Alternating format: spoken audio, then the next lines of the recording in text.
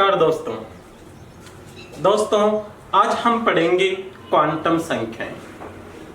Quantum संख्याएं होती क्या है, यानी कोई परमाणु होता है, उस परमाणु में हमें इलेक्ट्रॉन की वास्तविक स्थिति तक पहुंचने के लिए कुछ मान ज्ञात होना आवश्यक है और उन मानों को ही हम कहते हैं क्वांटम संख्याएं। जैसे किसी व्यक्ति के पास पहुंचने के लिए हमें सबसे पहले उसके देश का पता होना चाहिए कि वो कौन से देश में रहता है, देश के पश्चात पता होना चाहिए कि कौन से राज्य में रहता है, कौन से जिले में रहता है, कौन से मोहल्ले में रहता है, कौन से मकान नंबर में रहता है। उसी प्रकार से इलेक्ट्रॉन की भी स्थिति ज्ञात करने के लिए हमें कुछ विशेष संख्याओं की आवश्यकता होती है, जिन्हें हम क्वांटम संख्याएं कहते हैं। दोस्तों, क्वांटम संख्याएं चार प्रकार की होती है। प्रिंसिपल क्वांटम नंबर, मुख्य क्वांटम संख्या जिसको n से रिप्रेजेंट करते हैं, प्रिंसिपल क्वांटम नंबर या मुख्य क्वांटम संख्या। दूसरी होती है एजमुथल क्वांटम नंबर, जिसे हम कहते हैं द्विवंशी क्वांटम संख्या। तीसरे नंबर पे आती है मैग्नेटिक क्वांटम नंबर, जिसे हम कहते हैं चुंबकीय क्वांटम संख्या। और फोर्थ नंबर पे है स्पिन क्वांटम नंबर, जिसे हम कहते हैं चक्रण क्वांटम संख्या। इन क्वांटम संख्याओं की सहायता से हम परमाणु में इलेक्ट्रॉन की वास्तविक स्थिति का पता लगाते हैं। तो सबसे पहले हम शुरुआत करते हैं प्रिंसिपल क्वांटम नंबर यानी मुख्य क्वांटम संख्या, जिसको n से रिप्रेजेंट करते हैं। तो ये मुख्य क्वांटम संख्या होती है, ये परमाणु के आकार को प्रदर्शित करती है। ये क्वांटम संख्या परमाणु के आकार को, कक्षा को और ऊर्जा को दर्शाती है। पहला क्वेश्चन यहीं से बनता है कि मुख्य परमाणु आकार को व्यक्त करने वाली या कक्षा को या ऊर्जा को व्यक्त करने वाली क्वांटम संख्या कौन सी है। तो आपको पता होना चाहिए प्रिंसिपल क्वांटम नंबर।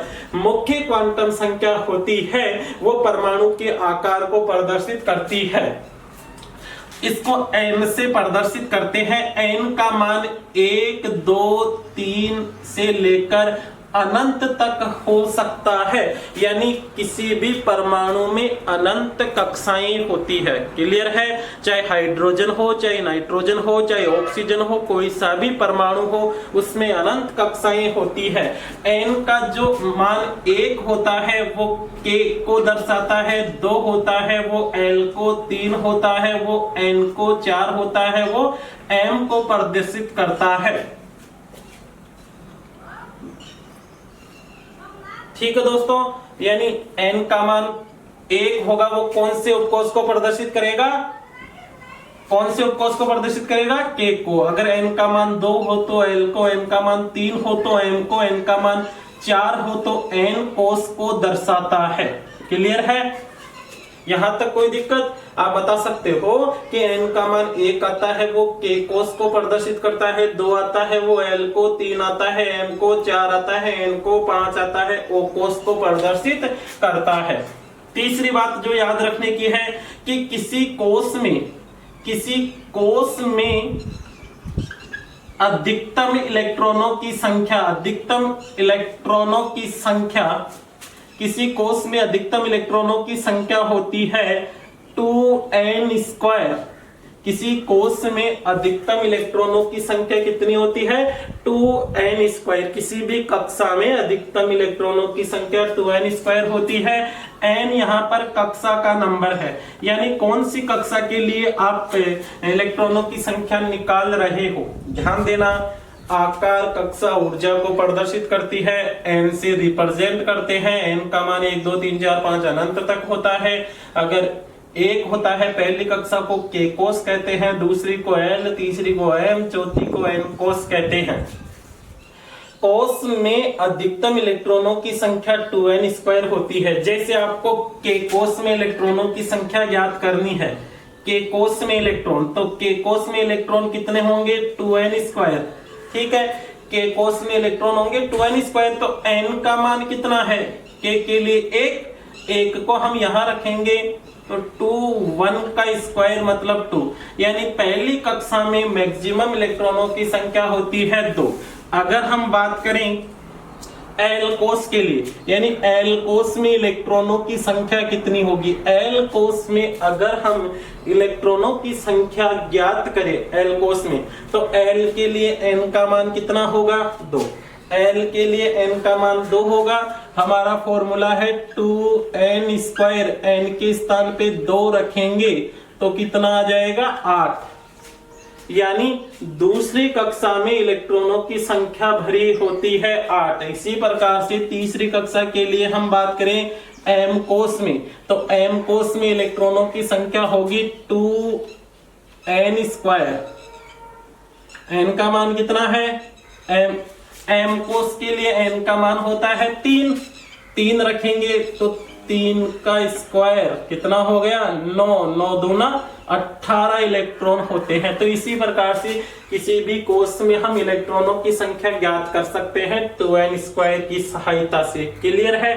तीसरी बात अगर हम देखें, देखो पहला आकार, दूसरा KLMN, तीसरा अधिकतम इलेक्ट्रॉनों की संख्या। अगर फोर्थ नंबर पे देखें प्रिंसिपल क्वांटम संख्या के अंदर, तो जैसे जैसे n का मान बढ़ता जाएगा वैसे वैसे इलेक्ट्रॉनों की नाभिक से दूरी बढ़ती जाएगी। ध्यान देना, n बराबर 1 जैसे ये नाभिक है, n बराबर 1 यानी पहली कक्षा है, n बराबर 2 यानी दूसरी कक्षा है, n बराबर 3 यानी तीसरी कक्षा है। तो जैसे जैसे n का मान बढ़ता जाएगा KLMN, n का मान बढ़ता जाता है, इलेक्ट्रॉनों की नाभिक से दूरी बढ़ती जाएगी। n का मान बढ़ने पर नाभिक से दूरी इलेक्ट्रॉनों की बढ़ती जाती है। ठीक है, क्लियर है दोस्तों। आप देखो किसी कक्षा में इलेक्ट्रॉन का कोणीय संवेग mvr बराबर होता है nh/2π। ये मोस्ट क्वेश्चन बनता है, किसी कक्षा में इलेक्ट्रॉन का कोणीय संवेग कितना होता है। कक्षा में इलेक्ट्रॉन का कोणीय संवेग, कक्षा में इलेक्ट्रॉन का कोणीय संवेग mvr बराबर nh/2π होता है। ठीक है, n का मान अगर 1 हो तो पहली कक्षा, n का मान n है कक्षा का नंबर। अगर n का मान 1 हो तो n का मान 1 होगा तो mvr बराबर h/2π। ये क्वेश्चन कई बार पूछा गया है कि के कोष में इलेक्ट्रॉन का कोणीय संवेग कितना होता है। तो के लिए आपको m का मान रखना है और ज्ञात करना है h/2π। h/2π को h क्रॉस भी कहते हैं, h/2π को क्या कहते हैं, h क्रॉस भी कहा जाता है। क्लियर है ना। तो किसी भी कक्षा में अगर इलेक्ट्रॉन का कोणीय संवेग पूछे तो हम निकाल सकते हैं। फॉर्मूला याद रखो, mvr बराबर nh/2π। किसी कक्षा में इलेक्ट्रॉन का कोणीय संवेग होता है nh/2π, है ना। n का मान रख देंगे, n का मान पहली कक्षा के लिए 1 रखेंगे, दूसरी के लिए 2 रखेंगे, तीसरी के लिए 3 रखेंगे। उसी प्रकार से कोणीय संवेग ज्ञात होता रहेगा। फोर्थ नंबर पे अगर हम देखें, नेक्स्ट देखें, तो किसी कक्षा की त्रिज्या, ये भी मोस्ट है, कक्षा की त्रिज्या r बराबर होता है 0.529 इंटू n²/z एंगस्ट्रॉन। ये भी आपको याद रखना है। कक्षा की त्रिज्या ज्ञात करने का फॉर्मूला, है ना, किसी कक्षा की त्रिज्या ज्ञात करने का फॉर्मूला होता है r बराबर 0.529 इंटू n²/z। n तो वही कक्षा का नंबर है, n क्या है, कक्षा का नंबर, और z होता है वो परमाणु क्रमांक होता है। परमाणु क्रमांक यानी किस परमाणु के लिए हम त्रिज्या, किस परमाणु के लिए हम त्रिज्या ज्ञात कर रहे हैं, कौन सी कक्षा की। ठीक है, n²/z 0.529 इंटू n²/z एंगस्ट्रॉन। ये किसी कक्षा की त्रिज्या ज्ञात करने का सूत्र है। इसे हम बोर मॉडल के अंदर अच्छी तरह से पढ़ा है हमने बोर मॉडल के अंदर कि किस प्रकार से हम किसी परमाणु की त्रिज्या ज्ञात करते हैं। बोर मॉडल के अंदर हमने एनर्जी ज्ञात करने का फॉर्मूला भी पढ़ा है। बोर मॉडल के अंदर हमने जो रेट है, वेग है, वो ज्ञात करने का फॉर्मूला भी पढ़ा है। तो सिंपल सा हमें प्रिंसिपल क्वांटम संख्या में याद रखना है। ये क्वांटम संख्या कक्षा का आकार ऊर्जा को दर्शाती है। n का मान 1 से अनंत तक हो सकता है। 1 का मान L, 2 के लिए 1 के लिए K, 2 के लिए L, 3 के लिए M, 4 के लिए N। और कोश में अधिकतम इलेक्ट्रॉनों की संख्या 2n² होती है। किसी भी कक्षा में हम इलेक्ट्रॉनों की संख्या ज्ञात कर सकते हैं। अब हम बात करते हैं दूसरी क्वांटम संख्या की। तो दूसरी क्वांटम संख्या है द्विवंशी क्वांटम संख्या। दूसरी क्वांटम संख्या कौन सी है? द्विवंशी क्वांटम संख्या। फर्स्ट क्वांटम संख्या में कोई दिक्कत, दूसरी क्वांटम संख्या है द्विवंशी क्वांटम संख्या। तो देखो द्विवंशी क्वांटम संख्या क्या होती है, एक और याद रखना है। एक मुख्य क्वांटम संख्या में कि इस क्वांटम संख्या का प्रतिपादन किसने किया था? नील्स बोर ने। मुख्य क्वांटम संख्या का प्रतिपादन किसने किया था? नील्स बोर ने मुख्य क्वांटम संख्या का प्रतिपादन किया था। दूसरे नंबर पे है द्विवंशी क्वांटम संख्या। द्विवंशी क्वांटम संख्या को हम L से प्रदर्शित करते हैं। दूसरे नंबर पे हम कौन सी क्वांटम संख्या पढ़ेंगे? द्विवंशी क्वांटम संख्या। ध्यान देना, इस क्वांटम संख्या में से भी क्वेश्चन पूछा जाता है। दूसरे नंबर पे है द्विवंशी क्वांटम संख्या। द्विवंशी क्वांटम संख्या का प्रतिपादन किया था सोमरफील्ड ने। द्विवंशी क्वांटम संख्या का प्रतिपादन किया था सोमरफील्ड ने। इसे L से प्रदर्शित करते हैं। यह क्वांटम संख्या उपकोष कक्षक की आकृति या कक्षीय कोणीय संवेग को प्रदर्शित करती है। L का मान, ध्यान रखना, L का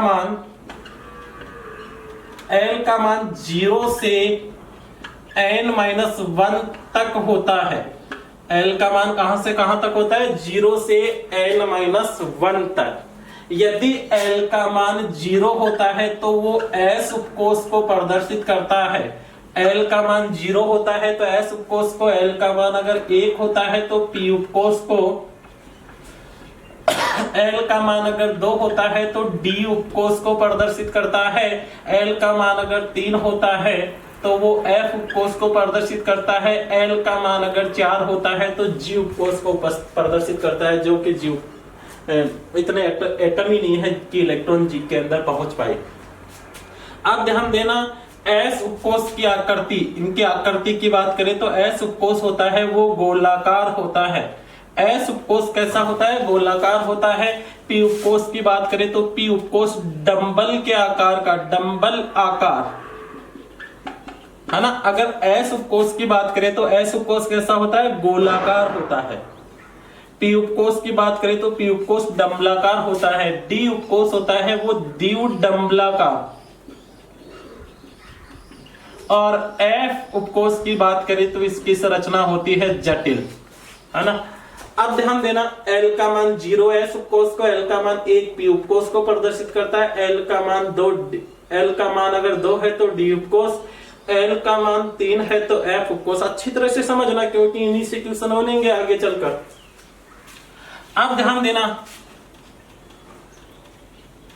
उपकोष में इलेक्ट्रॉनों की संख्या, उपकोष में इलेक्ट्रॉनों की संख्या, उपकोष में इलेक्ट्रॉनों की संख्या होती है 2l+1। ये किसी उपकोष में इलेक्ट्रॉनों की संख्या, इसको हम ऐसे भी लिख सकते हैं 4l+2। ये किसी उपकोष में अधिकतम इलेक्ट्रॉनों की संख्या होती है। किसी भी उपकोष में अधिकतम इलेक्ट्रॉनों की संख्या होती है 4l+2 या 2l+1। जैसे S उपकोष में इलेक्ट्रॉन निकालने हैं तो S उपकोष में इलेक्ट्रॉन निकालने हैं तो S के लिए L का मान कितना होता है? 0। S के लिए L का मान 0 होता है। अगर हम 0 रखेंगे L के स्थान पे तो 2 × 0 + 1, 0 2। तो S उपकोष में कितने इलेक्ट्रॉन होते हैं? 2 इलेक्ट्रॉन। अगर P उपकोष की बात करें तो L बराबर 1 होता है। 1 रखेंगे तो कितने आएंगे? 6 इलेक्ट्रॉन।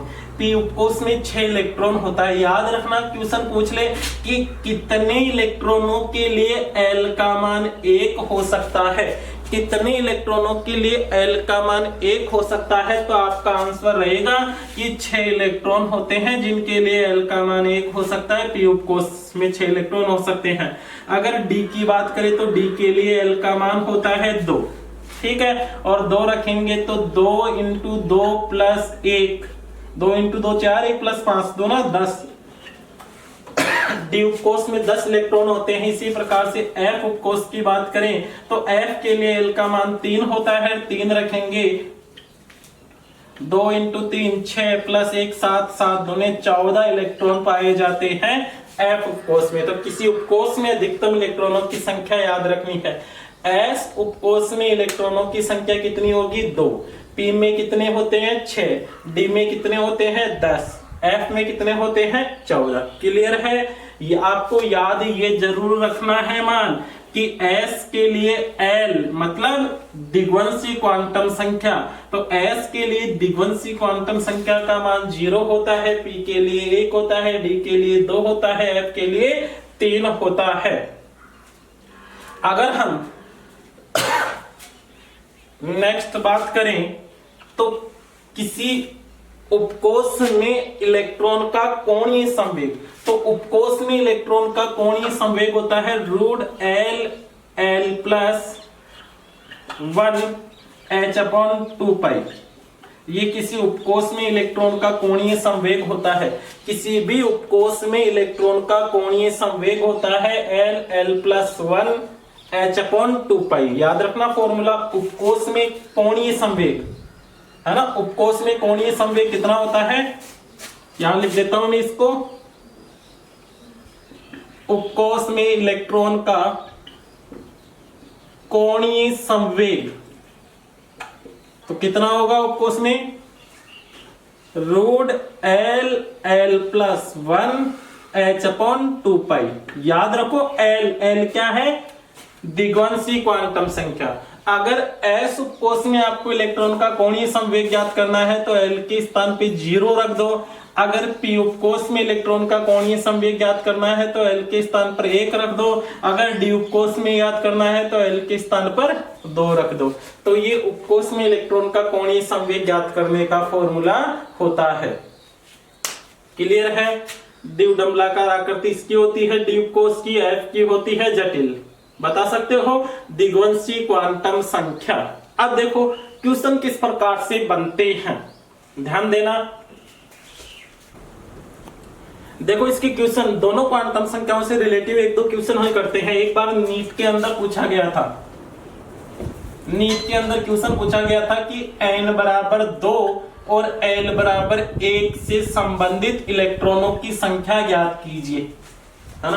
क्वेश्चन क्या था कि n बराबर 2 और l बराबर 1 से संबंधित इलेक्ट्रॉन कितने होते हैं। तो आपको याद रखना है n बराबर 2 यानी कौन सी कक्षा की बात हो रही है, दूसरी कक्षा की, ठीक है। n का मान 2 है यानी दूसरी कक्षा, और l दर्शाता है उपकोष को।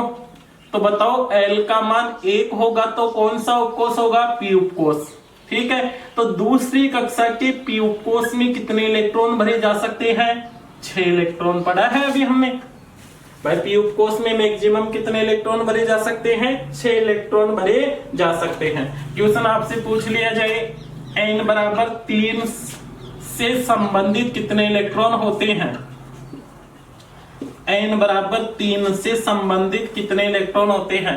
तो आपको पता होना चाहिए n कक्षा का नंबर है और कक्षा में इलेक्ट्रॉनों की संख्या होती है 2n²।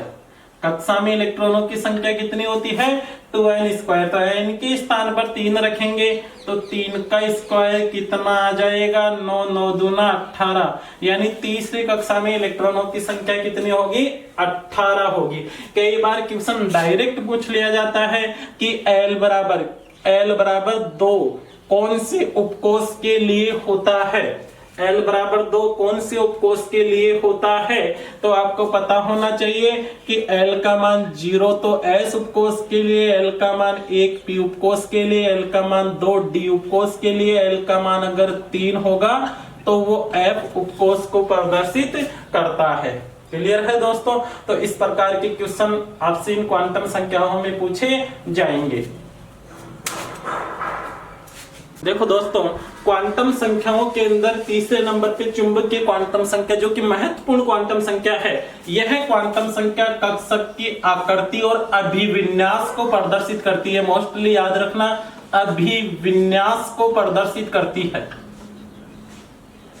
जो चुंबकीय क्वांटम संख्या है वो अभिविन्यास को प्रदर्शित करती है। चुंबकीय क्वांटम संख्या जिसको हम m से प्रदर्शित करते हैं, m के मान होते हैं -l से +l तक। अच्छी तरह से समझना, m का मान -l से +l तक होता है। यह कक्षकों की संख्या को भी प्रदर्शित करती है, कक्षक को भी दर्शाती है। ये क्वांटम संख्या कक्षक को भी दर्शाती है। अब ध्यान देना, सॉरी,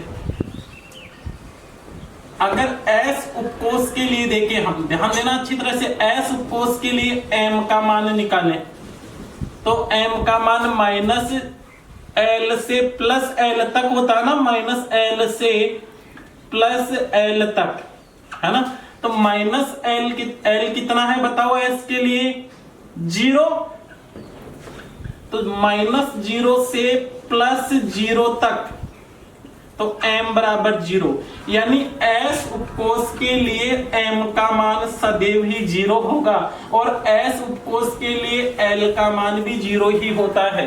S उपकोष के लिए m का मान 0 होगा, l का मान भी 0 होगा और चुंबकीय क्वांटम संख्या m का प्रत्येक एक मान एक कक्षक को दर्शाता है। तो S उपकोष में कक्षक कितने होंगे? 1। S उपकोष में कक्षकों की संख्या कितनी होगी? 1। अगर हम P उपकोष की बात करें तो P उपकोष के लिए m का मान निकाले तो m का मान होता है -l से +l तक, है ना, यानी -1 से +1 तक, मतलब -1, 0 और +1, ये m के मान होते हैं P उपकोष के लिए। अब कितने मान हो गए? 3। तो P के अंदर 3 कक्षक होते हैं। P के अंदर कितने कक्षक होते हैं? 3। इस कक्षक के लिए लिखते हैं +1, इसके लिए लिखते हैं 0 और इसके लिए लिखते हैं -1। ये P कक्षकों के लिए है। अब देखो P के जो 3 कक्षक हैं उनको अलग अलग नाम भी दिया गया है। एक तो Px है, एक Py है, एक Pz है। तो Pz के लिए m का मान तो सदैव ही 0, जो 0 मान आया है ना, ये तो Pz को दर्शाता है। और प्लस और माइनस वाला दोनों में से किसी के लिए भी हो सकता है, +1 भी हो सकता है और -1 भी हो सकता है। याद रखना, Pz के लिए m का मान सदैव कितना होगा? 0, ठीक है। और Px Py के लिए +1 भी हो सकता है और -1 भी हो सकता है। इसी प्रकार से D उपकोष की बात करें तो D उपकोष के लिए m का मान कितना होगा बताओ? P उपकोष के लिए तो l बराबर 1 होता है, D उपकोष के लिए l बराबर 2 होता है, जो हमने पिछले लेक्चर के अंदर पढ़ा था द्विघांशी क्वांटम संख्या के अंदर। अब l का मान 2 है तो m का मान -2 से +2 तक, मतलब -2, -1, 0, +1 और +2, ये 5 मान होते हैं। इसका मतलब है कि D उपकोष में 5 कक्षक होते हैं। D उपकोष में 5 कक्षक होते हैं। इसके लिए -2, -1, 0, +1, +2 इस प्रकार से मान दिए गए हैं। अब 5 कक्षक होते हैं तो 5 कक्षक कौन कौन से होंगे? ध्यान रखना, D उपकोष में 5 कक्षक कौन कौन से होंगे? एक तो होगा D अक्ष y, एक होगा D अक्ष स्क्वायर y स्क्वायर। इन दोनों के लिए जो मान होता है वो -2 या +2, दोनों में से कोई सा भी हो सकता है। जबकि dz स्क्वायर होता है उसके लिए m का मान 0 ही होता है। फिर अक्ष y की बात करें या yz की बात करें, इनके लिए +1 भी हो सकता है, -1 भी हो सकता है। देखो डी उपकोष में 5 कक्षक होते हैं, उन पांचों के लिए 5 मान हमने लिखे हैं m के मान। अब वो 5 कक्षक कौन कौन से होते हैं? d अक्ष y y z अक्ष y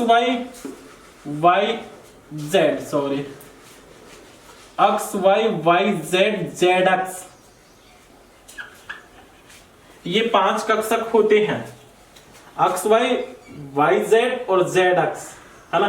तो इन दोनों के लिए तो plus minus 1, D Z square के लिए 0 और अक्ष स्क्वायर वाई स्क्वायर के लिए प्लस या माइनस 2 इनके मान होते हैं। इसी प्रकार से f के लिए, अगर f उपकोष के लिए निकालें तो f उपकोष के लिए क्या होगा? f उपकोष के लिए l का मान होता है 3, है ना। तो m का मान हो जाएगा -3 से +3 तक। कितने मान आएंगे? -3 से -3 -2 -1 0 +1 +2 +3, टोटल कितने मान? 7। तो f उपकोष में कक्षकों की संख्या कितनी होती है? 7। तो इस प्रकार से हम m के मान दर्शाते हैं, किसी उपकोष के लिए m के मान, है ना। और m के मान की सहायता से हम कक्षकों की संख्या निकालेंगे। और किसी कक्षक में अधिकतम इलेक्ट्रॉनों की संख्या होती है 2। किसी भी कक्षक में अधिकतम इलेक्ट्रॉनों की संख्या कितनी होती है? 2। किसी कक्षक में अधिकतम इलेक्ट्रॉनों की संख्या कितनी होती है? 2, जो आगे हम चक्रण क्वांटम संख्या में अच्छी तरह से देखेंगे। तो m के मान के आधार पर हम कक्षा का और अभिविन्यास का कक्षक का और अभिविन्यास का पता लगाते हैं। ठीक है दोस्तों।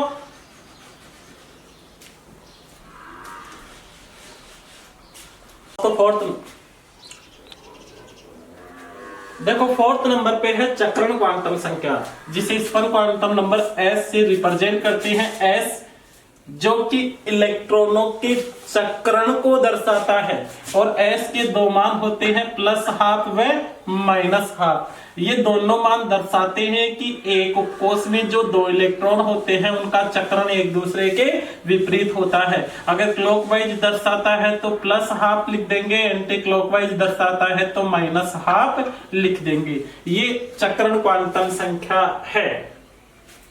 चक्रण क्वांटम संख्या के 2 मान होते हैं, एक तो होता है +1/2, एक होता है -1/2। +1/2 क्लॉकवाइज इलेक्ट्रॉनों के चक्रण को प्रदर्शित करता है, और -1/2 होता है वो एंटी क्लॉकवाइज इलेक्ट्रॉनों के चक्रण को प्रदर्शित करता है। दोस्तों, अब ये चारों क्वांटम संख्याएं हमने पढ़ी है। इन चारों क्वांटम संख्याओं के क्वेश्चन किस प्रकार से पूछे जाते हैं, ध्यान देना। देखो, सबसे पहले हम बात करें, क्वेश्चन आपसे पूछ लिया जाए कि बेरिलियम है, बेरिलियम के लिए बेरिलियम का जो अंतिम इलेक्ट्रॉन है उसके लिए चारों क्वांटम संख्याओं के मान लिखो। सिंपल सा क्वेश्चन दे दिया, बेरिलियम के अंतिम इलेक्ट्रॉन की चारों क्वांटम संख्याओं का मान लिखो। तो बेरिलियम का सबसे पहले इलेक्ट्रॉनिक विन्यास लिखिए 1s2 2s2, यही होता है। ठीक है, बेरिलियम के लिए। अब देखो, अंतिम इलेक्ट्रॉन कहां पर आया है? 2s में। अंतिम इलेक्ट्रॉन कहां पे आया है? 2s में। तो 2 तो दर्शाता है कक्षा का नंबर n बराबर 2, है ना। और s के लिए l का मान कितना होगा? 0। और l 0 होता है तो m का मान भी कितना होगा? 0। अब देखो, s में 2 इलेक्ट्रॉन है, पहला इलेक्ट्रॉन क्लॉकवाइज, दूसरा एंटी क्लॉकवाइज। तो एंटी क्लॉकवाइज के लिए हम क्या लिखेंगे? -1/2। तो ये बेरिलियम के अंतिम इलेक्ट्रॉन की चारों क्वांटम संख्याओं का मान है, बता सकते हो। इसी प्रकार से अगर देखें हम सोडियम के लिए अंतिम इलेक्ट्रॉन की चारों क्वांटम संख्याओं का मान बताइए। तो सबसे पहले सोडियम का इलेक्ट्रॉनिक विन्यास पता होना चाहिए, 1s2 2s2 2p6 3s1, है ना। तो 3s1 अंतिम इलेक्ट्रॉन यहां पर आया है, और कैसा है? एक इलेक्ट्रॉन है तो क्लॉकवाइज ही रहेगा। अब ध्यान देना, तीसरी कक्षा है तो n का मान तो 3 हो गया, s उपकोष है तो l का मान 0 हो गया, और l 0 होता है तो उस कंडीशन में m भी 0 होगा, m का मान 0, और क्लॉकवाइज है तो s का मान +1/2 हो जाएगा। तो इस प्रकार से हम क्वांटम संख्याओं की क्वेश्चन हल कर सकते हैं। कई बार डायरेक्ट हमें पूछ लिया जाता है कि निम्न में से कौन सा क्वांटम संख्याओं का समुच्चय सही है। तो जैसे n बराबर 3 लिखा, l बराबर 2 लिखा, m बराबर -2 लिखा, s बराबर +1/2 लिख दिया। क्वेश्चन दे दिया कि निम्न में से कौन सी क्वांटम संख्याओं का समुच्चय सही है, तो आपको बताना है कि कौन सी क्वांटम संख्याओं का समुच्चय सही है, कौन सी क्वांटम संख्याओं का समुच्चय गलत है। तो ध्यान देना, ये मैंने कुछ क्वांटम संख्याओं के समुच्चय लिखे हैं। तो ध्यान देना, n का मान 3 होता है तो l का मान 2 हो सकता है, क्योंकि n से हमेशा l कम होता है, 0 से n-1 तक होता है ना, ठीक है।